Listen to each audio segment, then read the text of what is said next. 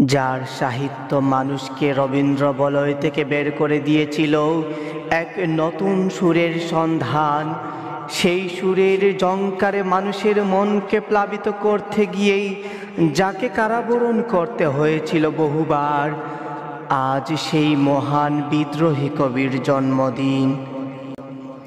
একজন কাজী নজরুল ইসলামের আগমনের পূর্বেই বাংলা সাহিত্যের মুসলিম লেখকেরা ছিল খুনটাসা, দুর্বল।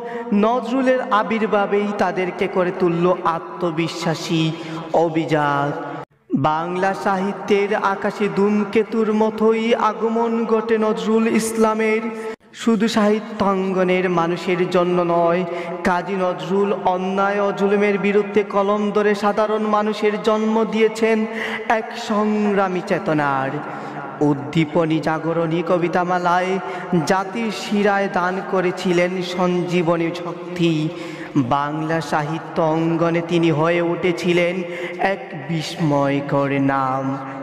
ব্যক্তিগত জীবনে দুঃখ মিয়া নামে পরিচিত এই মানুষটি নিজের নামের সাথে জড়িয়ে থাকা সকল দুঃখ, দুর্দশা, তাড়নাকেই ত্যাগ করে সাহিত্য কবিতায় ছড়িয়ে দিয়েছেন দুঃখ জয় করে। সত্য ও সুন্দরকে জয় করে দেওয়ার বাণী, যার কবিতাগুলো ছিল চির যৌবনের জয়ধ্বনি। স্বকীয় বৈশিষ্ট্যে যিনি ছিলেন সমুজ্জ্বল, সেই কবির প্রতি সশ্রদ্ধ সালাম।